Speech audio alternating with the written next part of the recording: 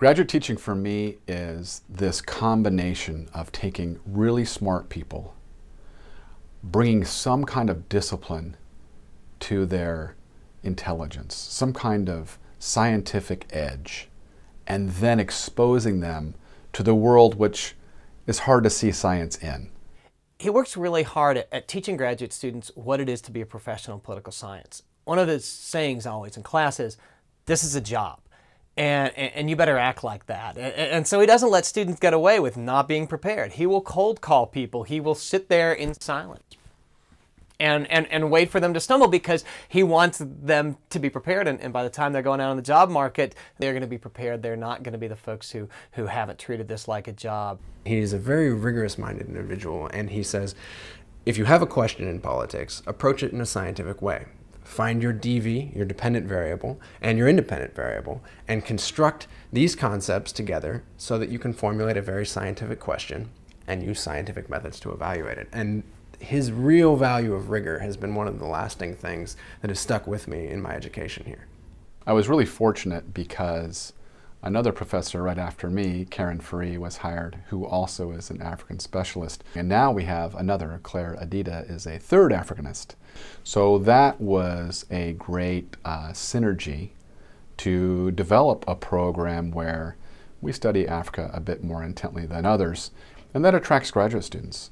Clark has had a pretty wide variety of very successful graduate students who have gotten good positions and who have conducted very interesting and novel research. And much of that has been very directly supported by Clark and his real push to do innovative and creative things.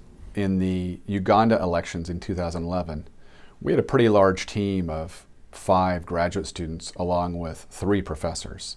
And each graduate student had many things to do, from finding staples to watching elections at the polling station and everything in between.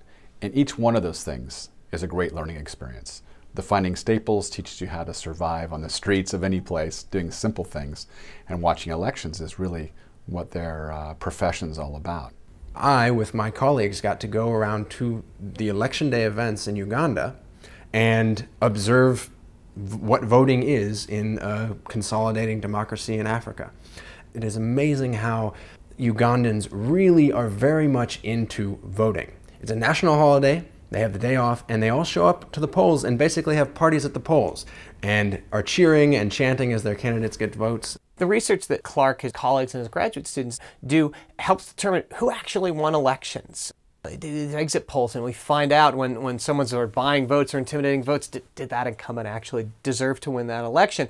And he also has helped U.S. government agencies like USAID put him on an advisory board about how do we evaluate these programs in Africa to see that they're actually working. It's easy to say these are feel-good programs, they're doing great things, but Clark brings the kind of skeptical intellect to say, here's how you design a test to see whether they're really delivering the bang for their buck, and that's going to help us spend our money better in Africa and help Africa develop better, and that's what his research program's all about.